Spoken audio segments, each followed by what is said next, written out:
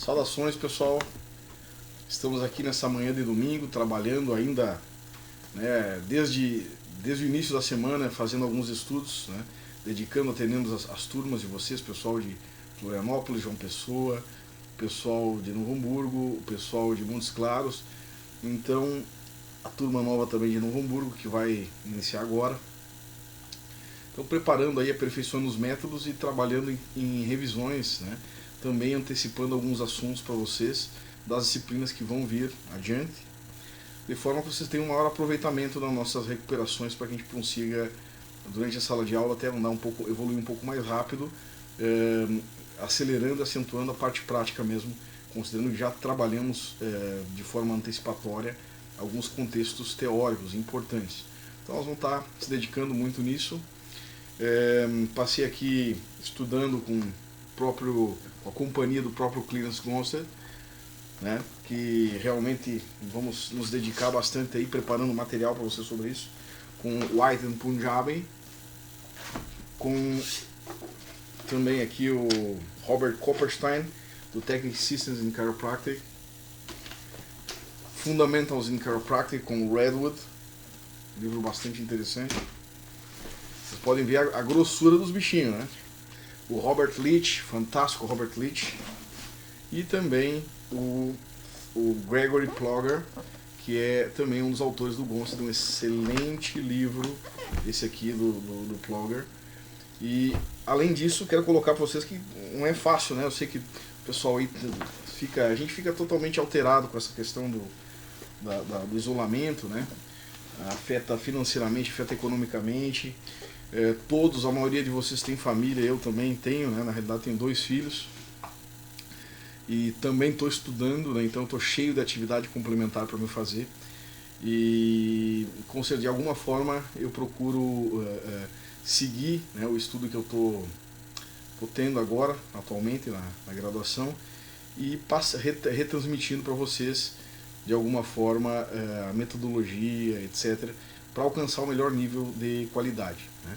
Então, uma coisa que eu quero colocar, a exigência é fundamental, pressão, um pouquinho de pressão é fundamental, para que a gente possa ter uma mudança no nosso conhecimento. A quiropraxia, ela precisa de uma grande quantidade de conhecimento em poucos minutos com o paciente. Então, nós temos que entender que os alunos pedem muito assim, os vídeos, grava aula, etc. Então é muito importante considerar que o conhecimento não tem que estar no HD, o conhecimento tem que estar aqui dentro, né?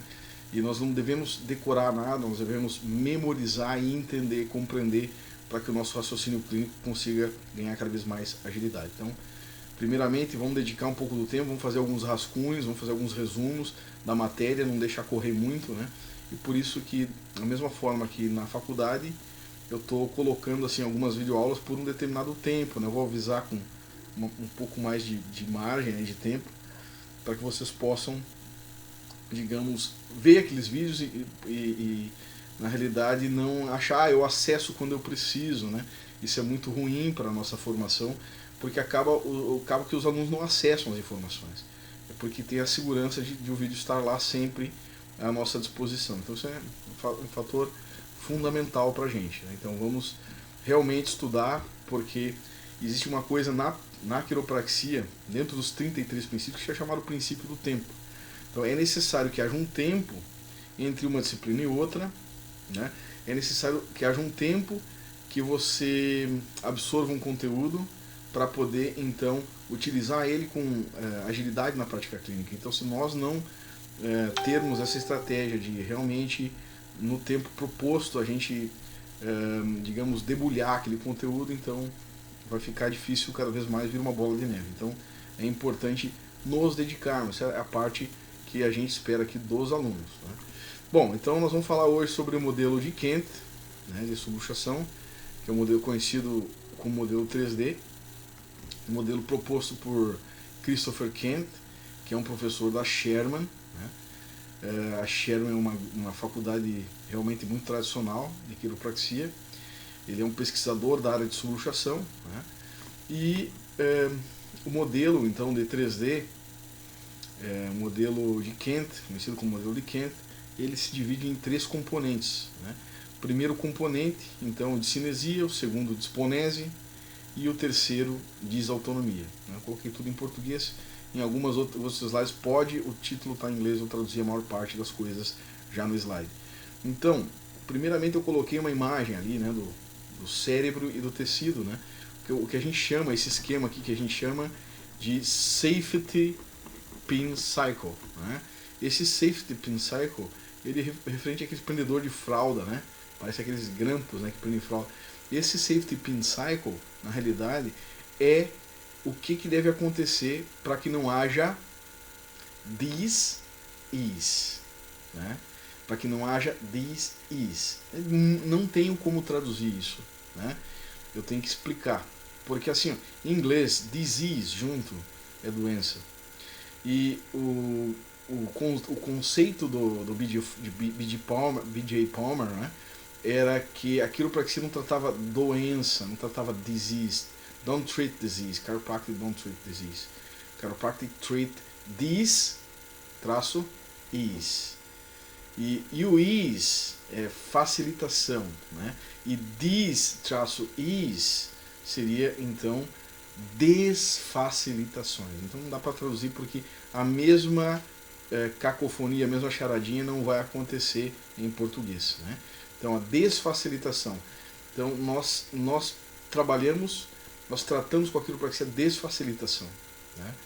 E se o paciente, segundo o BJ, né, a teoria do BJ, se o paciente não ter sua desfacilitação tratada, ele então vai ter uma disease mesmo, que é uma doença, né? Então a causa das doenças era, digamos, a subluxação ou inicialmente o dis-ease, a desfacilitação, certo?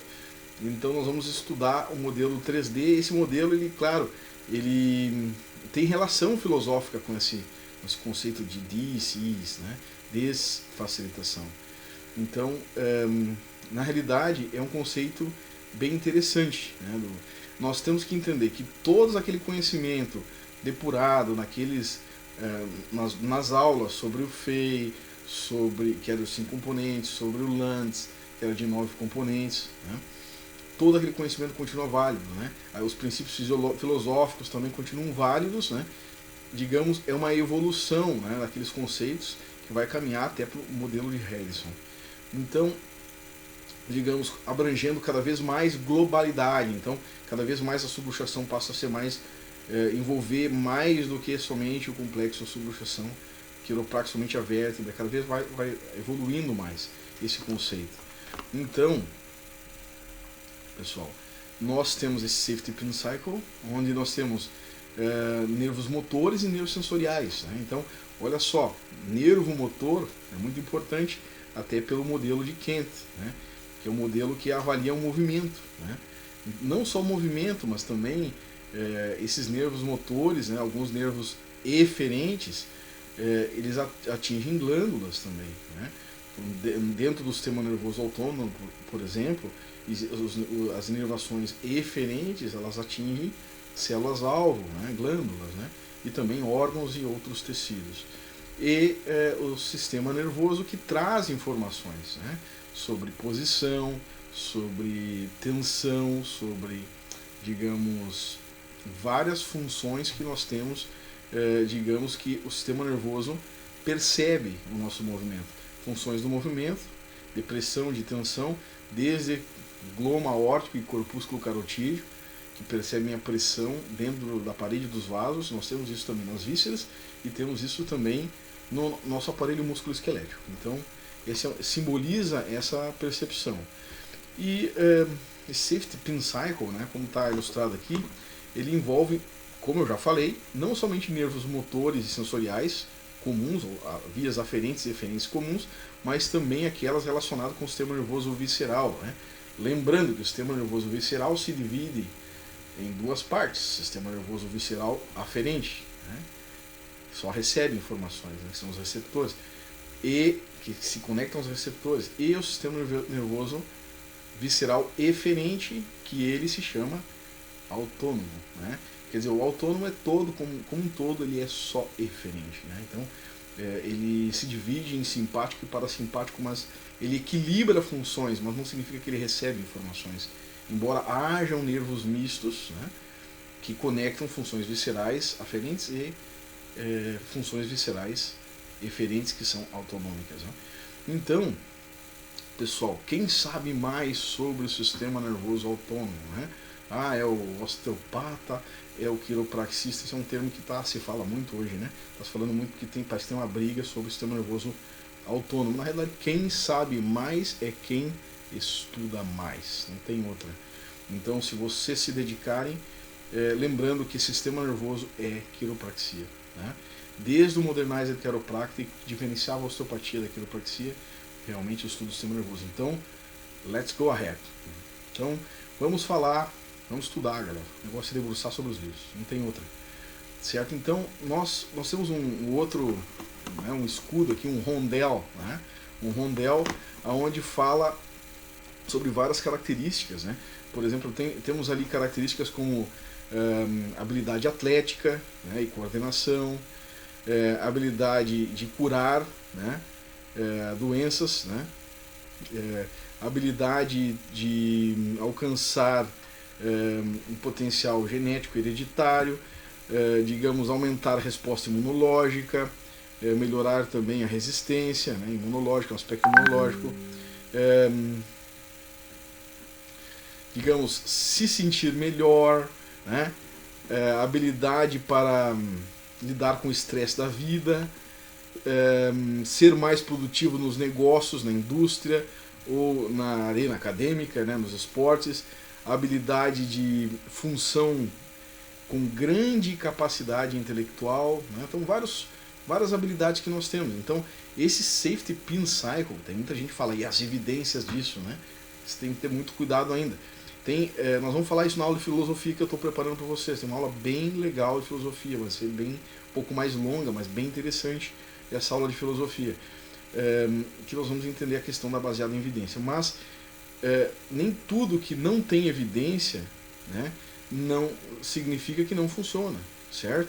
Nem tudo que se diz não tem evidência não significa que a gente não tem que fazer clinicamente ou não devemos considerar clinicamente. Nós temos observações qualitativas junto ao paciente que são uma forma de pesquisa também, né? E nós devemos considerar, nós temos um olhar crítico do profissional de saúde, devemos considerar. Agora, saíram estudos agora sobre a questão da imunologia, né, da quiropraxia na imunologia, e nós temos também, digamos, muitas críticas, né, comentários, discussões na internet. Será que a quiropraxia ela melhora essa função de disposição, né? Será que a quiropraxia melhora a função da disposição do corpo, da atividade física? Será que ela melhora o rendimento na atividade física, né? A gente afirma isso e muitos atletas afirmam isso e utilizam isso. Não é atleta qualquer, né? Atleta olímpico. Arnold Schwarzenegger sempre usou a quiropraxia, a família dele toda usa, né? O Stallone utiliza. Então são vários atletas da NBA, da NFL, né? National Football League, atletas de ponta, realmente atletas de ponta na área de luta, na área de futebol, várias áreas, até dança, né? Utilizam, né? Também artistas também que procuram um melhor desempenho físico, utilizam a quiropraxia, recomendam, mas assim o pessoal da prática baseada em evidência fala quais são as evidências, né? Porque muita gente está aí só para criticar as postagens de muitos fisioterapeutas quiropraxistas que tem por aí e tal. Então a gente observa, eu fico só de olho, né? Observando essas questões. E essa matéria é justamente sobre isso, né? Desse padrão de subluxação, e considera um pouco desses fatores, né? Então, porque são 3 fatores importantes e esses fatores eles contemplam, né? Mas assim, os osteopatas entendem muito o que eu estou falando, né? Porque a questão da função autonômica, a função autonômica tem muita relação com a disposição, né?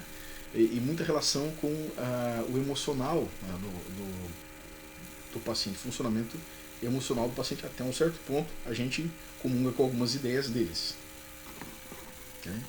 Então, nós temos um alinhamento normal desse Safety Pin Cycle, onde o paciente está conectado ou ajustado, e um sistema anormal, onde o paciente está subluxado e então desconectado. Não existe aquela, digamos, aquele ciclo de eferenciação e aferenciação, ou seja, o input sensorial não está, digamos, normalizado, né? Então esse desconectado não é que exatamente que o nervo não...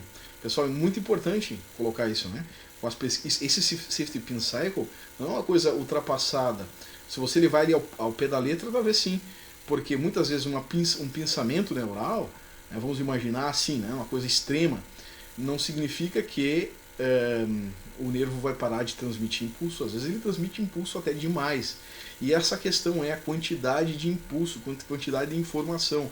Então esse safety pin cycle numa subluxação não significa que tem pouco estímulo, né, naquela subluxação, naquela inervação comprometida supostamente, mas sim que tem alteração dessa percepção, ou seja, tem um distúrbio fisiológico aonde a informação, o input não está, digamos, correndo de forma equilibrada, ou seja, a informação não está sucedendo no organismo de forma organizada entre o corpo e o cérebro, ou seja, entre o corpo e o sistema nervoso, certo?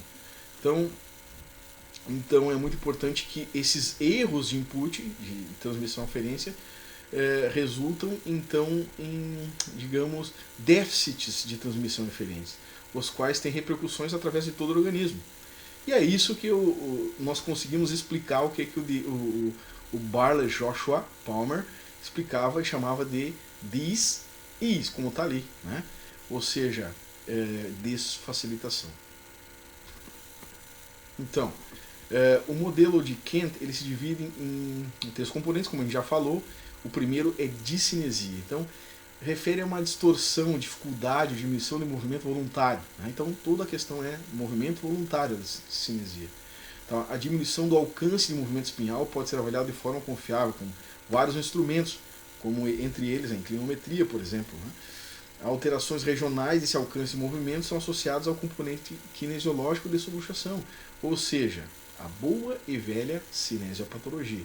Então, dentro da medicina, né, existem vários conceitos de cinesia, mas dentro da quiropraxia nós, digamos, correlacionamos o modelo de Kent àquela discinesia que é provocada pela cinesiopatologia. Então, a subluxação continua sendo a cinesiopatologia, interferência do funcionamento da comunicação, né, e não aquelas cinesias clínicas, né, que nós temos como lesão primária no sistema nervoso, que são estudadas pela medicina, né, como por exemplo Alzheimer, né? Alzheimer é uma bradicinesia, um tipo de discinesia, e ela não implica necessariamente numa subluxação, e ela implica na realidade uma lesão primária no sistema nervoso, certo?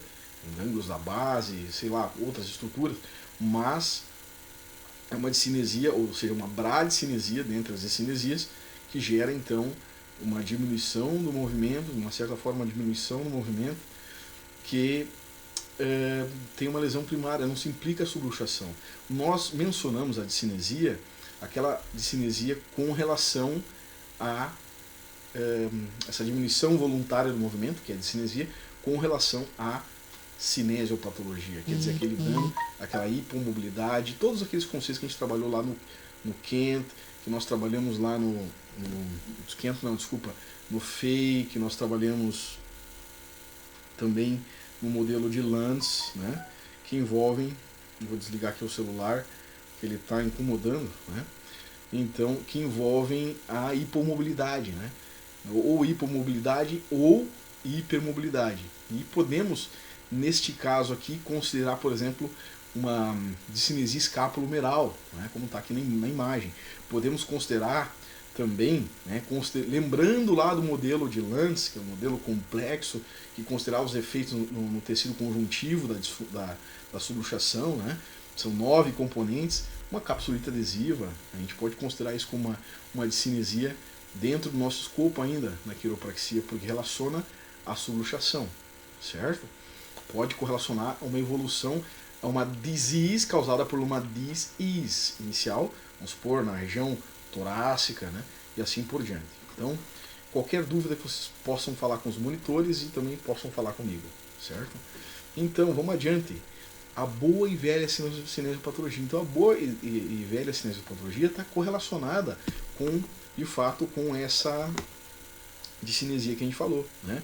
Essa cinesiopatologia pode ser no tórax, vai evoluir lá para o ombro, direto no ombro, devido a um trauma no ombro. Então, a cinesiopatologia não morreu, ela está ali implícita dentro desse sistema, certo? Então, e todos aqueles componentes, como eu falei, FEI, do LANS, todos eles vão estar implícitos também nesses componentes. Então, nós temos causas médicas, como eu falei para vocês, né?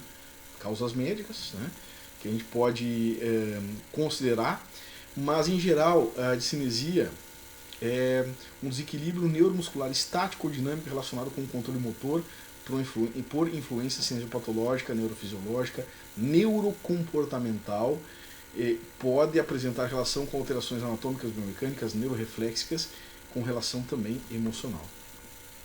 Então, a discinesia, num contexto geral, ela se divide em hipercinesia, com movimento excessivo, hipocinesia, movimento reduzido, acinesia, sem nenhum movimento voluntário, bradicinesia, com movimento muito lento, e taquicinesia, com movimento muito rápido e balismo. Então, dentro da neurologia, nós vamos ter todos esses eventos, mas nós temos movimento dentro do complexo luxação quiropráquico da cinesiopatologia, uma discinesia do escopo quiropráxico, que está relacionada muitas vezes a uma diminuição do movimento ou uma alteração estática e dinâmica, né? Lembrando que existe movimento mesmo na posição estática, ainda existe movimento, onde há um desequilíbrio muscular. Bom, nós temos discinesias regionais, né? Orofacial nos braços, né? Em algum músculo apenas, por exemplo, uma discinesia focal, generalizada em todo o corpo, que nem digamos, uma atetose, por exemplo, né? Hemilateral em apenas uma parte do corpo e bilateral também em ambos os lados. Nós temos coreia, discinesias neurológicas, predominantemente neurológicas, né? Nós temos coreia, distonia, mioclonia, tremor, discinesia tardia, discinesia paroxismal, atetose, hemibalismo, acatisia, tiques, estereotipia, pernas inquietas, several, né? Diversas, né? No entanto, a gente se detém mais na questão da cinesiopatologia do escopo quiropráxico, né? Que é o que eu já expliquei, que está relacionada com distorções posturais, com alteração do tecido conjuntivo, lembrando de tudo que o LANS cita nos 9 componentes, toda aquela aula que eu passei lá dos 9 componentes, promovendo então a diminuição de movimento voluntário, certo? E isso, com certeza, essa implicação, vai haver uma implicação em cima no desempenho, né, na atividade física, laboral e também, digamos, de vida diária, certo? Porque a pessoa cansa mais, tem alterações, como a gente mostrou naquele quadro, né? Tem alterações, digamos, no humor, né? Porque a pessoa apresenta uma discinesia, ela tem, digamos, desconforto, então afeta de forma biopsicossocial. E a disponese, que é descrita como um estado fisiopatológico reversível, consistente em reações neurofisiológicas despercebidas e mal direcionadas para vários agentes, sendo eventos ambientais, sensações corporais, emoções e repercussão dessas sensações pelo organismo. Então, o Kent sugere que essas falhas em gasto de energia podem produzir desordens funcionais, convertendo os erros em potenciais de ação e expelindo-os das áreas motoras pré-motoras do córtex cerebral. Estes eventos neurofisiológicos resultam em atividade muscular anormal, que podem ser avaliadas através de técnicas de superfície como com eletrodos, né? Eletroneuromiografia, tanto superficial ou profunda, né? Então, vou explicar para vocês, né, esse conceito aí proposto, né, aqui está em inglês, no caso do Kent,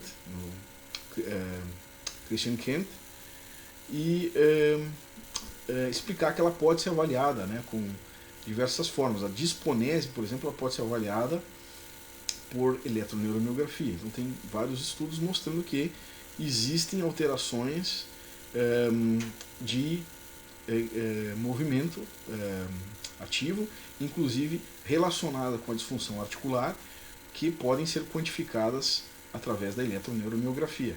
Então a proposta dele é avaliar quanto a isso, né? A disponese, então, incorpora os mesmos objetivos da quiropraxia, da filosofia quiropráxica tradicional, e associando a tecnologia do século XXI, né? Acreditando os efeitos devastadores da subluxação vertebral sobre a saúde, né, humana.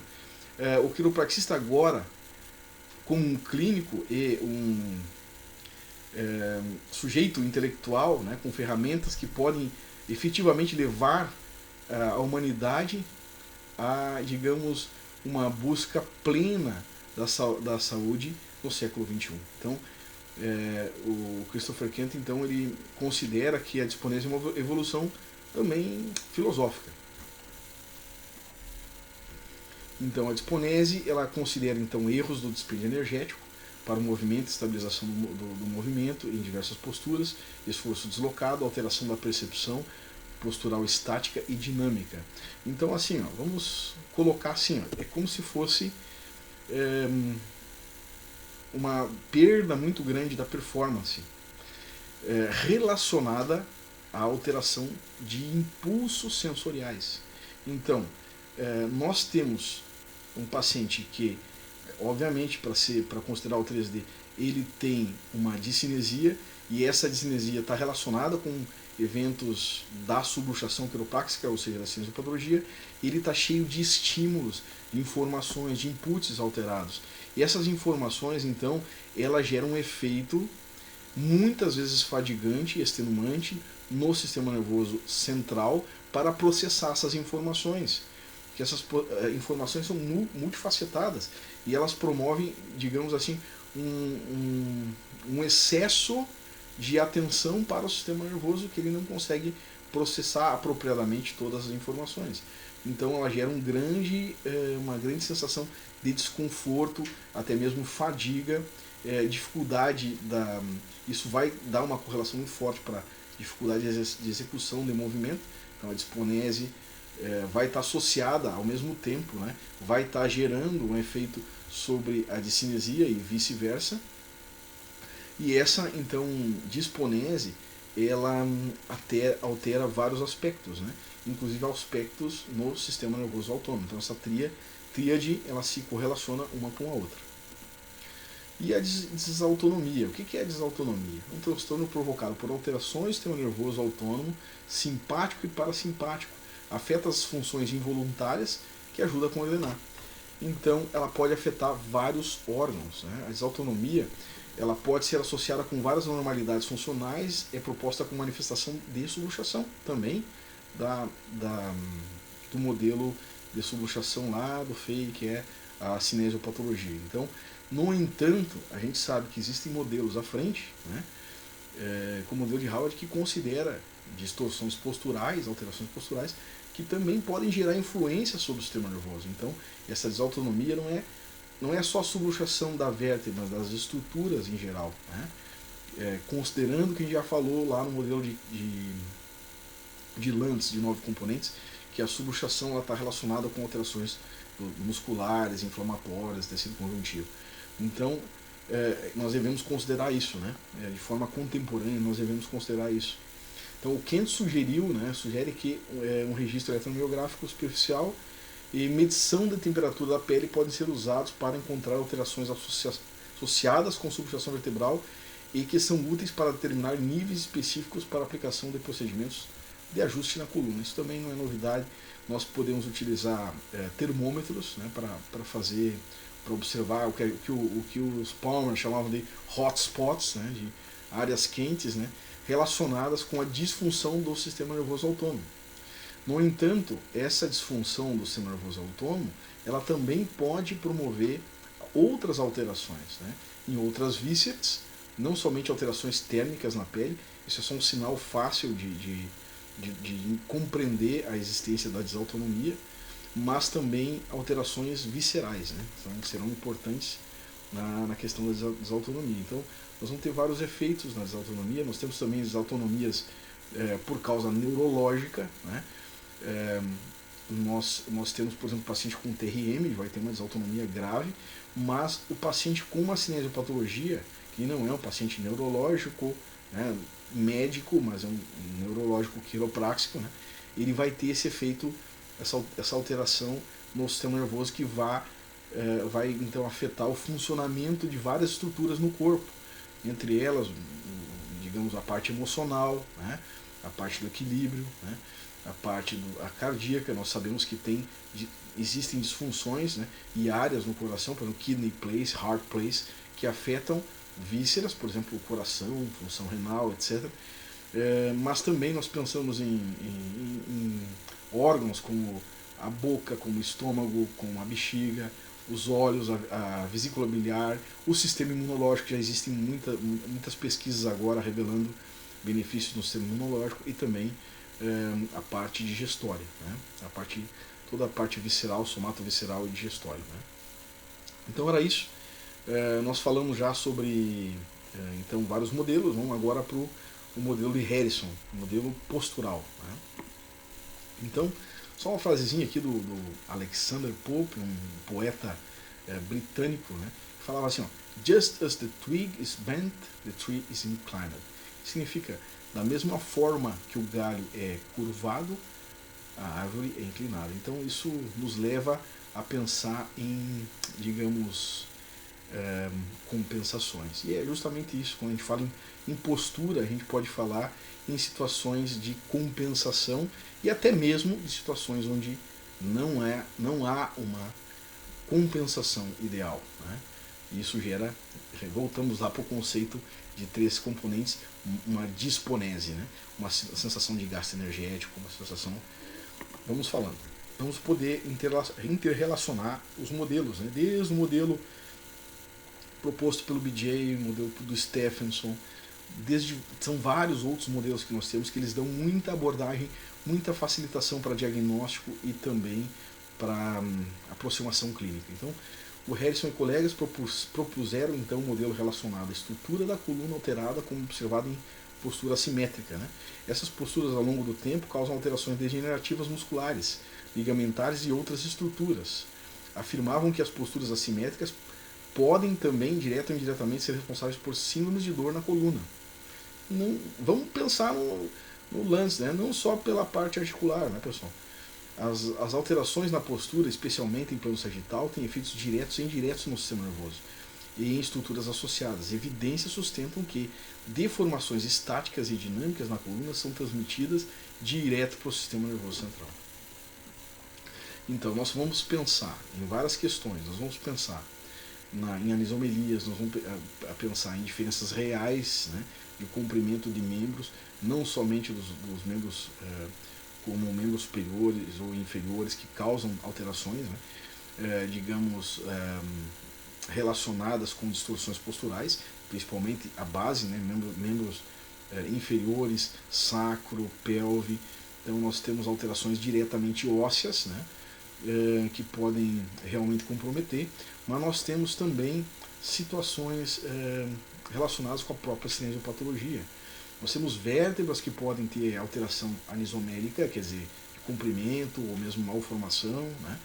E tudo isso a gente deve considerar também, desde digamos, alterações cinesiopatológicas articulares, né? Como também alterações ortopédicas mesmo, né? Estruturais ortopédicas. Então, questões filosóficas, né, e também fisiológicas, né? Filosofia fisiológica, né, ou fisiologia filosófica, como preferirem, né? Então, nós temos, dentro digamos, desse insight, né, nós temos etiologias primárias e secundárias, certo? Nós temos situações que geraram outras. Nós temos um paradigma epistemológico, ele pode ser global, particular ou específico, né? Tipo, uma parte, de todo, ou mesmo de realmente um componente bem mais específico de uma parte. A lesão, ela vai ser de uma característica descendente, vai afetando o sistema desta postura de forma descendente ou ascendente. Aqui eu quero salientar aqui que aqui está errado, tá? É descendente ou ascendente. Ah não, a lesão é de desencadeante, de ascendente ou descendente, tudo certo, tá? Perfeito, continuando. Então, paradigmas, né? Primariedade articular, primariedade neurológica, então uma lesão primariamente articular nessa postura desse indivíduo, né? Vamos pensar numa lesão, né? uma posterior inferioridade, né? Uma lesão, um sacro AI, um ilíaco PI, né? Vamos pensar uma lesão articular que está afetando totalmente a coluna. Um sacro AI, por exemplo, vai afetar a posição de L5, vai afetar o tônus ligamentar, etc. Vai promover uma série de modificações na coluna. Uma primariedade neurológica, certo? Uma primariedade neurológica, vamos supor, digamos, um AVC, né?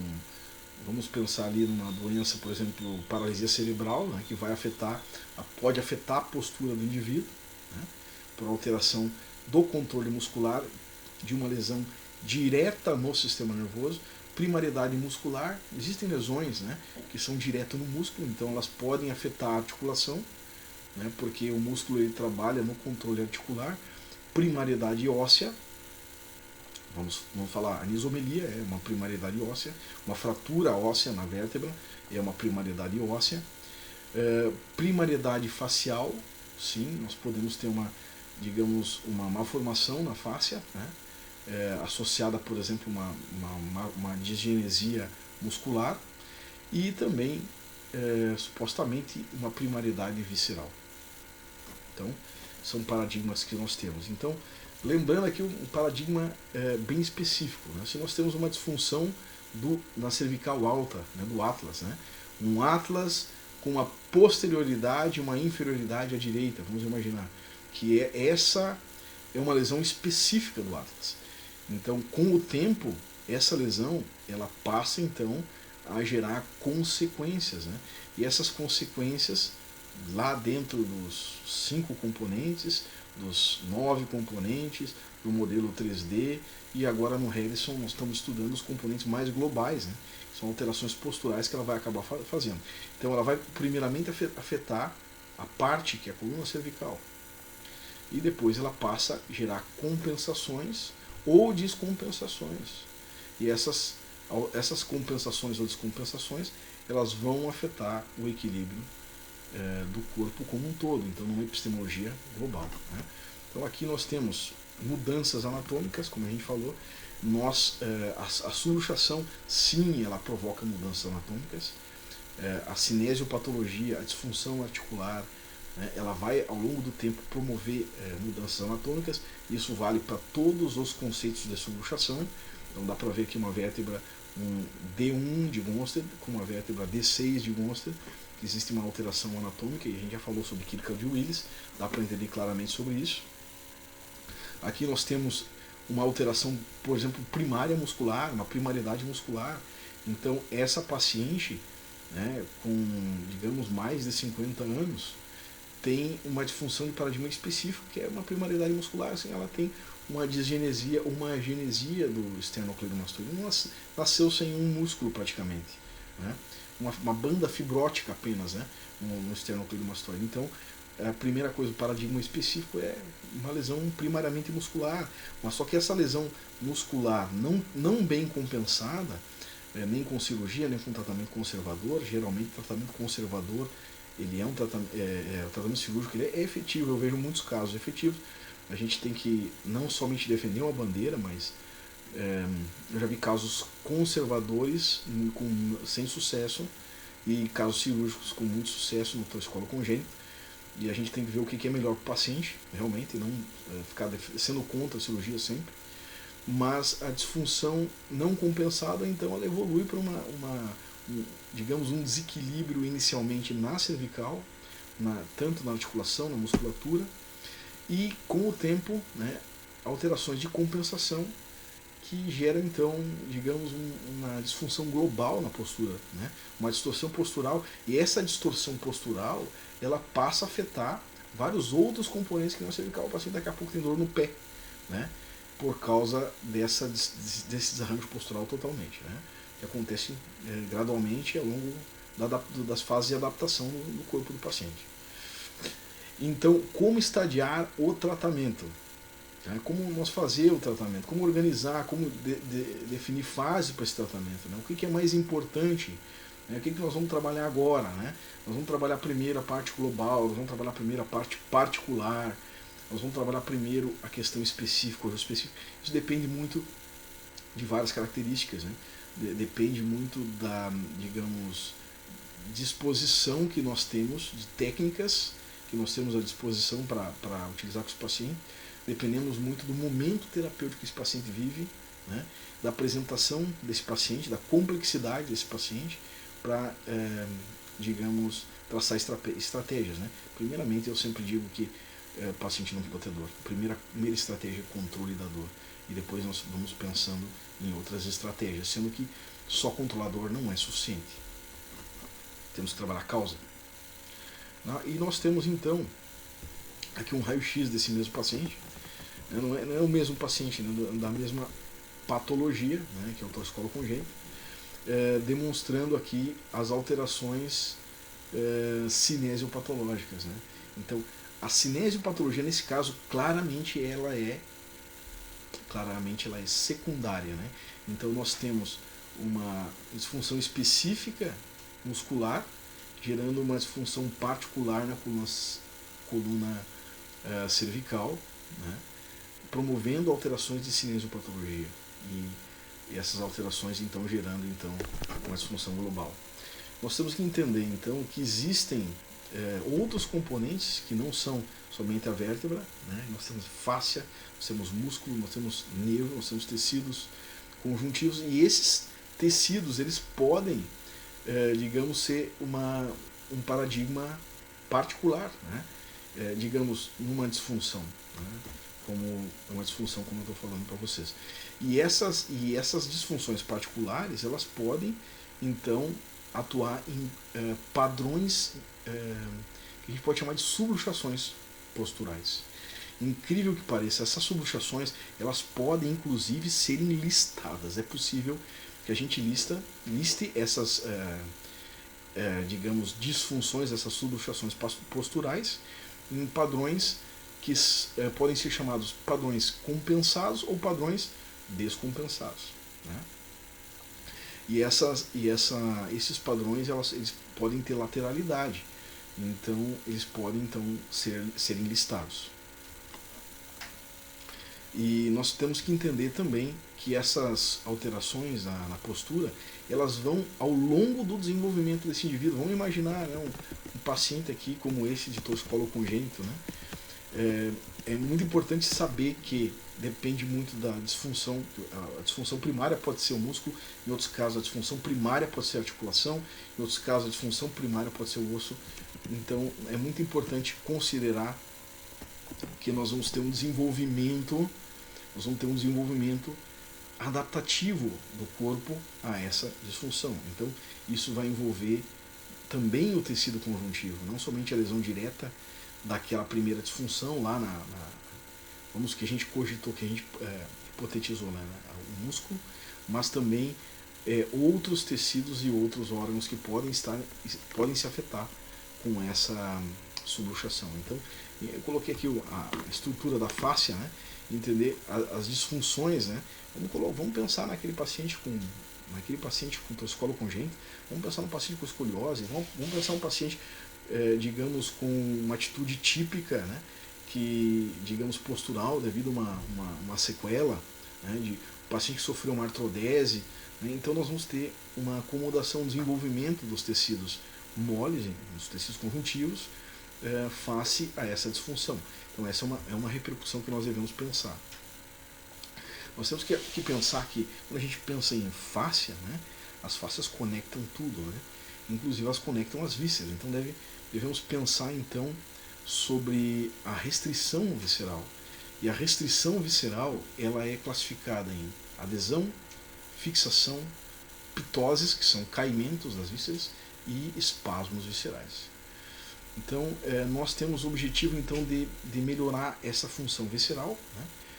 E a osteopatia foi a ciência que inaugurou esses princípios, né? Então, no entanto, com a osteopatia também evoluiu, né?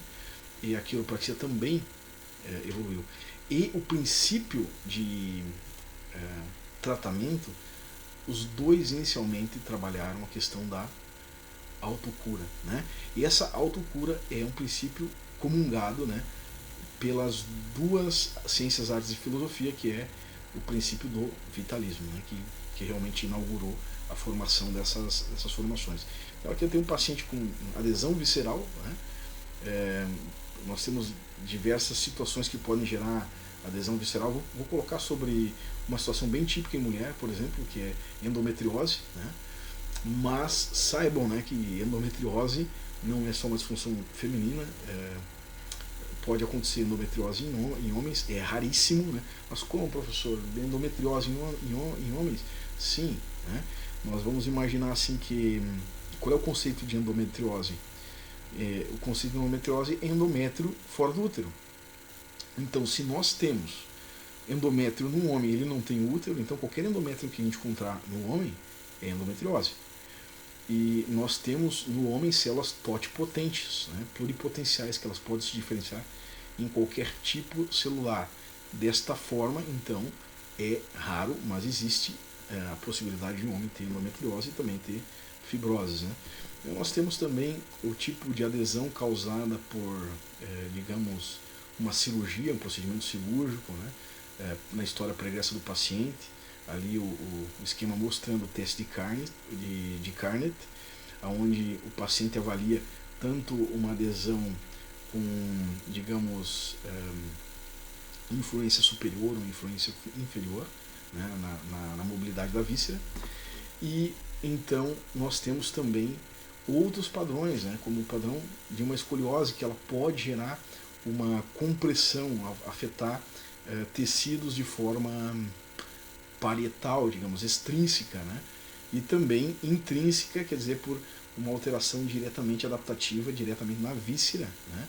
Ou no tecido conjuntivo que é inerente à víscera. Então nós temos cinesiopatologia articular, que pode estar relacionada a uma escoliose idiopática, a gente não sabe, né? Mas tem várias teorias, mas ela é idiopática, é desconhecida. A maior parte das escolioses são desconhecidas. Nós temos relação com cinesiopatologia articular possível, né? Anisomerias estruturais, restrições viscerais extrínsecas ou parietais, como eu falei, restrições viscerais intrínsecas adaptativas adquiridas, e também podemos ter inatas, né, como alterações congênitas. Vamos pensar aqui numa síndrome de Prunibelli, né? Então nós podemos ter restrições viscerais numa síndrome de Prunibelli. Nós podemos ter um paciente com mielomeningocele, né? Nós podemos ter adesões congênitas, né, digamos, de víscera, não só da medula, né, como non-tethered core, mas nós podemos ter também em vísceras, né, no caso da mielomeningocele. Tem outras alterações também congênitas que nós podemos ter restrições viscerais, digamos, inatas, o que já nasceu com a restrição, mas temos as adaptativas adquiridas. A alteração do tônus muscular e do tecido conjuntivo, né? A alteração congênita já envolve essas alterações, digamos, também viscerais, né? Então nós temos ali a manipulação visceral, né, como um dos mecanismos, né? Então nós temos hoje nós temos a quiropraxia visceral, quiropraxia somatovisceral, como um dos mecanismos de tratamento da quiropraxia. E esse modelo de subluxação de Harrison, ele contempla essa, digamos, diagnóstico e abordagem do escopo profissional do quiropraxista. Então nós temos as afecções cranianas, tá? As afecções cranianas também elas podem afetar a postura, né, do indivíduo. Então desde o nascimento, de acordo com a apresentação ali, a figura demonstra ali que nós podemos ter alterações, digamos, entre as suturas, né, digamos, na dilatação dos ossos cranianos, isso gerar uma assimetria, e essa assimetria ela pode promover também alterações posturais, ela pode promover então alterações de subluxação postural, ou subluxações de Harrison. Então nós temos então a subluxação de Harrison, alterações posturais e estruturais, subluxações, que são sinais de patologias, né? Fáscias e outros tecidos conjuntivos alterados, vísceras e também mais outras disfunções globais. Então, era isso, tá? Falamos sobre a disfunção de Harrison e por hora já é suficiente para vocês darem uma estudada nisso aí. Um abração.